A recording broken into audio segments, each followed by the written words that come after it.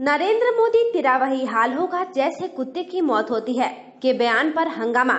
नागपुर में ईडी दफ्तर के बाहर कांग्रेस के विरोध प्रदर्शन के दौरान शेख हुसैन ने कहा कि नरेंद्र मोदी तेरा वही हाल होगा जैसे कुत्ते की मौत होती है, ऐसे नरेंद्र मोदी की मौत होगी। हो सकता है कि इसके लिए मुझे 1000 नोटिस मिल जाए, मगर हमें उसकी परवाह नहीं है। हम लड़ते आए हैं, आगे भी लड़ते रहेंगे। इस संबंध में गिट्टी खदान थाने में केस भी दर्ज किया गया है। भाजपा ने हुसैन की गिरफ्तारी की मांग करते हुए कहा है कि अगर ऐसा नहीं हुआ तो पार्टी आंदोलन करेगी। नरेंद्र मोदी तेरा वही हाल होगा, आप क्या बोलेंगे कि जैसे कुत्ते की मौत होती है ऐसे नरेंद्र मोदी की मौत होगी। यह भी मैं आपको बोलना चाहता हूँ, हो सका इसके भी खिलाफ मेरे को 1000 नोटिस मिल जाए, उसकी कोई परवाह नहीं है। हम लड़ रहे हैं, आगे भी लड़ेंगे। इतना ही बोलकर मेरे दोस्तों सलाम करता हूँ। जय हिंद, जय भारत। पैमाइश को लेकर दो पक्ष भिड़े। ग्राम हरपुर में पैमाइश को लेकर दो पक्ष आपस में भिड़ गए हैं। बताते चले कि पैमाइश को लेकर पुलिस मौके पर पहुंची, दोनों पक्ष आपस में भिड़ गए। स्वतंत्र कुमार सिंह कहाँ के रहने वाले हैं? हरपुर। क्या मामला है? पैमाइश हो रही थी, जब पैमाइश हो रही थी उसके जरीब लेकर के जो उनके घर में जो बाउंड्री किए हैं, सड़क कब्जा किए हैं, उसी को लेकर के हुआ विवाद। कौन कौन मारपीट किया है? राजकुमार मौर्य और सूर्यकांत, शशिकांत। थाने पे शिकायत किए हैं? 112 नंबर बताइए। 112 नंबर फोन किया था, तो आई थी। बोला था खुलासा, बोला चली गई अपनी प्रारंभिक रिपोर्ट लगा करके थाने पे आई है। सिविल जज सीनियर डिवीजन का भवन भी है संरक्षित। अंग्रेजों के कार्यकाल का यह न्यायालय को पुरातत्व विभाग ने कराया है संरक्षित। बांसगांव सिविल जज जूनियर सीनियर डिवीजन न्यायालय को संरक्षित किया गया है। ऐसे में यह ऐतिहासिक इमारत के रूप में अपने अतीत को बता रही है। 1905 में अंग्रेजों के कार्यकाल का बनाया गया है। इमारत आज भी बांसगांव में स्थित है, जो प्राचीनता को दर्शाती है। पुरातत्व विभाग द्वारा संरक्षित कराया गया है। इसका मरम्मत कराया गया है, जो पुरानी यादों को संरक्षित किया गया है। यहाँ पे कोई हेरिटेज इमारत है? हाँ, यहाँ पर 2 इमारत है जो अपर पिछले समय में, पुराने समय में 2 कोर्ट चले करते थे, सिविल जज जूनियर डिवीजन और अपर सिविल जज जूनियर डिवीजन। ये दोनों कोर्टों को हेरिटेज संरक्षित किया है, जो फर्स्ट क्लास करके उसको मेंटेन करके संरक्षित कर लिया गया है। पेयजल सफाई जल निकासी की समस्या। गांव में पेयजल की भारी समस्या बनी हुई है। सफाई कर्मचारी भी नहीं आते हैं। जल निकासी की भी समस्या बनी हुई है। इन सारी समस्याओं से लोग परेशान हैं। उनकी सुनवाई न होने से भारी असुविधा का सामना करना पड़ता है। मामला फुलहर खुर्द का है, जहां पर बुनियादी सुविधाओं का काफी अभाव है। जैसे अभी तो नाली है, यहाँ कोनो व्यवस्था बा नहीं, तो पानी कैसे तो लोग अपने खुद खाद के गिराते हैं। अच्छा, यहाँ जैसे सरकारी हैंड पंप पानी जल पियले वाले कोनो व्यवस्था है? कोई व्यवस्था नहीं है। अइले गइले के व्यवस्था कुछ रास्ता नहीं। अच्छा, कभी साल 6 महीना पे सफाई कर्मी आके झाड़ू पोछा? कभी नहीं आवे। नवागत तहसीलदार ने किया कार्यभार ग्रहण। गोला गोरखपुर। गोला तहसील पर नवागत तहसीलदार ब्रिजमोहन शुक्ला से औपचारिक मुलाकात के दौरान उन्होंने कहा कि शासन के दिशा निर्देशों का आरक्षण पालन करते हुए आमजन लोगों की शिकायतों को प्राथमिकता के आधार पर गुणवत्तापूर्ण निस्तारण करना मेरी प्राथमिकता होगी। इसके अलावा ऑनलाइन शिकायतों का गुणवत्तापूर्ण समय से निस्तारित कर शासन को अवगत कराया जाएगा। पीड़ितों के लिए हमेशा मेरा दरवाजा खुला है। आपकी कार्य पद्धति क्या होगी लोगों के लिए? सबसे महत्वपूर्ण तो ये है कि आम जो लोग हैं उनकी जो शिकायतें हैं उसको प्राथमिकता के तौर पर निस्तारित करना। जो भी ऑनलाइन शिकायतें पड़ रही हैं, ITRS, माननीय मुख्यमंत्री संदर्भ, PG पोर्टल, माननीय आयुक्त संदर्भ, जिलाधिकारी संदर्भ, सबको प्राथमिकता पर निस्तारित और गुणवत्तापूर्ण निस्तारण करवाना।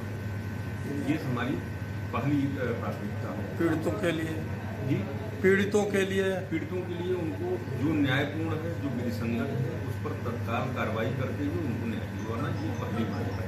रहने वाले कहाँ के? रहने वाले हम जनपद जौनपुर में सुजानगंज ब्लॉक हमारा। किस बैच के? हम 2015 PCS में। इसके पहले कहाँ थे? इसके पहले तो हम सदर तहसील में तहसीलदार थे, फिर प्रतापगढ़ जनपद में। अंग्रेजों के कार्यकाल का यह न्यायालय को पुरातत्व विभाग ने कराया है संरक्षित। बांसगांव अपर सिविल जज जूनियर डिवीजन न्यायालय को संरक्षित किया गया है। ऐसे में यह ऐतिहासिक इमारत के रूप में अपने अतीत को बता रही है।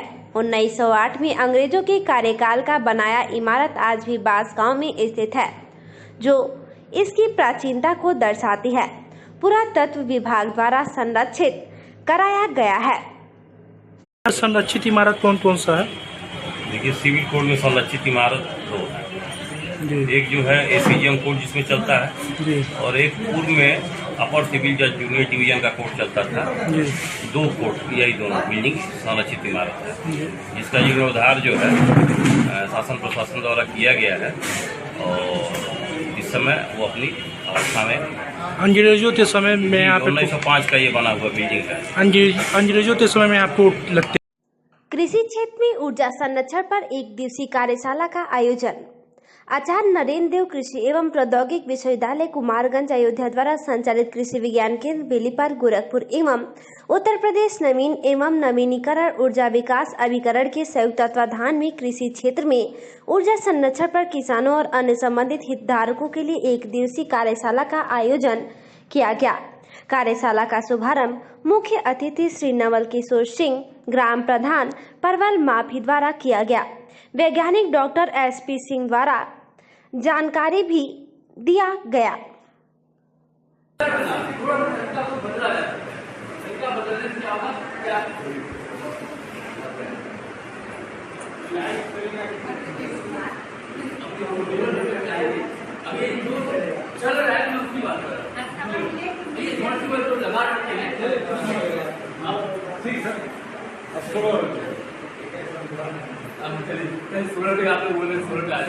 गवर्नमेंट के दो ही सब्सिडी चल रहा है। एक है 5 HP के सोलर पंप पे और 7.5 HP के सोलर पंप के ऊपर, ठीक है। 5 वोल्ट 7.5 HP के ऊपर 5 HP के ऊपर 1,48,000 कुछ रुपए का जो है ना DD जमा करना पड़ता है। वो जमा कहाँ होता है? जो कृषि विभाग है ना आपका, जो एग्रीकल्चर ऑफिस है, वहाँ पे जमा होता है। उनके पास ग्राम रतनपुरा में अनियंत्रित होकर पलटी स्कॉर्पियो। गोला तहसील क्षेत्र के अंतर्गत एक स्कॉर्पियो अनियंत्रित होकर पलट गई, जिसके बाद अफरा तफरी मच गई। अस्पताल के लोगों ने मौके पर पहुंचकर गाड़ी सवार को बाहर निकाला। बताते चले कि सुबह तेज रफ्तार में स्कॉर्पियो आते हुए देख लोग डर गए थे। तभी अचानक अनियंत्रित होकर स्कॉर्पियो पलट गई। आवाज इतनी तेज थी कि शुरुआत में आसपास के लोग जुट गए। लोगों ने ड्राइवर और एक व्यक्ति को बाहर निकाला।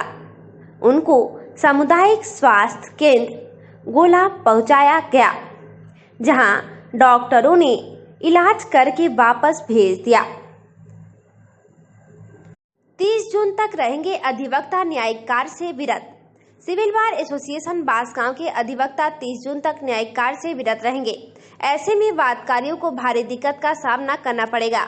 ऐसे में विभिन्न मामलों में जमानत का कार्य भी बाधित रहेगा। क्या नाम है आपका? रंजय कुमार सिंह। क्या आज प्रस्ताव गया है? कल सिविल बार एसोसिएशन की आम सभा की बैठक हुई, जिसमें सर्वसम्मत से निर्णय लिया गया कि हम लोग 30 जून तक कर्मचारी अनशन पर और न्यायिक कार्य से विरत रहेंगे। मतलब लगातार बंद रहेगा? लगातार बंद रहेगा। कोई कानूनी कार्रवाई, कोई कानूनी कार्रवाई नहीं की जाएगी हम लोगों के द्वारा, अधिवक्तागण द्वारा। और पुनः 30 जून के बाद 1 जुलाई को आम सभा की मीटिंग करके अपने आंदोलन में नई रणनीति की तैयारी की जाएगी और हम लोग भविष्य में आमरण अनशन, तालाबंदी तक भी जाएंगे जब तक हम लोगों को थाना का गाँव और थाना खजनी वापस माननीय उच्च न्यायालय द्वारा नहीं दिया जाएगा। इस दौरान जो बेल है या अभियुक्तों की जमानत हुआ, ऐसे मामलों में क्या किया जाए? सारे न्यायिक कार्यों से हम लोग वैसे पूर्ण रूप से न्यायिक कार्य से तमाम फरियादी, तमाम लोगों को जो जेल में है उन सभी लोगों तो माननीय जिला जज को विचार करना चाहिए, जिन्होंने हम लोगों को आश्वासन दिया था। ये जो अग्रिम आदेश स्थगन का है ये केवल 11/12 तक है और उस दिन हम लोग 11/12 में माननीय प्रशासनिक न्यायमूर्ति इलाहाबाद और सीजे गोरखपुर आएंगे और आप लोगों से मिलजुल कर बात करेंगे।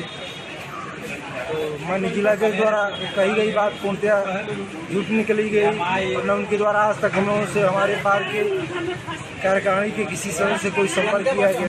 राजीव यादव पर हमला करने वालों की गिरफ्तारी की मांग। अधिवक्ता राजीव यादव के ऊपर जानलेवा हमला करने के आरोपियों को गिरफ्तार करने की मांग किया गया।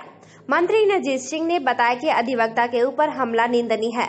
रुआ पुलिस ने गिरफ्तार नहीं किया तो जल्दी हम लोग आंदोलन करेंगे। जानलेवा हमला हुआ है लेकिन अब तक आरोपी गिरफ्तार नहीं हुआ है, क्या करेंगे इसको? जब तक राजीव यादव के आरोपियों को गिरफ्तार नहीं किया जाता है तब तक हम लोग आंदोलन करेंगे। उनको मेरा यही कहना है कि उनके आरोपियों को तुरंत गिरफ्तार किया जाए और गिरफ्तार करके उनके विरुद्ध कड़ी से कड़ी कार्रवाई किया जाए, क्योंकि सुसंगत धाराओं में मुकदमा दर्ज हो चुका है। 307 भी दर्ज हो चुका है, 324 भी है, लेकिन कतिपय कारणों से पुलिस द्वारा उनकी गिरफ्तारी नहीं की जाती है। तो मेरी मांग यही है कि राजीव यादव के आरोपियों को तत्काल से गिरफ्तार किया जाए। अधिवक्ता पर जानलेवा हमला करने वालों की गिरफ्तारी की मांग। उर्वा राजीव यादव पुत्र रामधनी निवासी सूती, थाना उर्वा को गांव का लालाजी पुत्र स्वर्गीय राधे श्याम व प्रमोद पुत्र लालजी से मेड काटने के बाद को लेकर मारपीट के बाद मुकदमा दर्ज होने के बाद भी अब तक आरोपियों की गिरफ्तारी नहीं होने से अधिवक्ताओं ने रोष व्यक्त किया। अधिवक्ताओं ने गिरफ्तारी की मांग की है। अजित कुमार रंजन एडवोकेट, जब तक राजीव यादव का जो उनको मारे हैं अगर उनकी गिरफ्तारी नहीं होगा तब तक ये आंदोलन जारी रहेगा। काजल की हत्या के बाद अब पिता को मिल रही है जान से मारने की धमकी। काजल हत्याकांड के मामले में एक बेटी का एनकाउंटर करने के बाद में मामला शांत होने का नाम नहीं ले रहा है। ऐसे में काजल के पिता रामनयन सिंह को बार बार जान से मारने की धमकी दिया जा रहा है।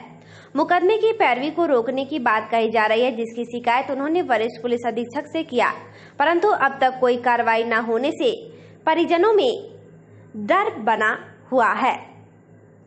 राजीव नयन सिंह जी, काजल हत्याकांड में जी आपको क्या अभी तक कुछ धमकियाँ मिल रही थी, क्या मामला है? जो अभी तक एक अज्ञात अभियुक्त है उसकी गिरफ्तारी नहीं हुई।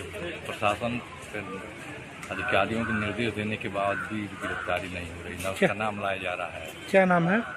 राजन तिवारी जी, पुत्र रामाशीष तिवारी, ग्राम चाड़ा, जी, थाना बड़ौलगंज थाने का हिस्ट्री सीटर है। जी, शासन से निर्देश भी मिल रहा है लेकिन अब स्थानीय पुलिस का पालन नहीं कर रही है। जी, साथ जो जेल में बंद हैं अपराधी उनके द्वारा भी मोबाइल से धमकियाँ दी जा रही हैं। जी, आपने शिकायत किया था इसमें? जी जी, थाना अध्यक्ष का गाँव जी, उन्होंने क्या कहा? उन्होंने कहा कार्रवाई चल रही है। उस मामले में एक व्यक्ति का तो एनकाउंटर हुआ था ना? जी जी। क्या नाम था उसका? विजय प्रजापति। जी, और कितने लोग बंद हैं उस मामले में? 3 लोग जेल में बंद हैं, एक का एनकाउंटर हुआ है और एक जो है अज्ञात है। जिसका नाम अभी तक विवेचना में लाया नहीं गया। उसके लिए बार बार लिखा जा रहा है, नाम भी लिखा जा रहा है, चिट्ठी भी जो धमकी वाली मिली थी वो भी दे दिया गया था, उसमें भी नाम था उसका, लेकिन इन्होंने लाया नहीं अभी तक।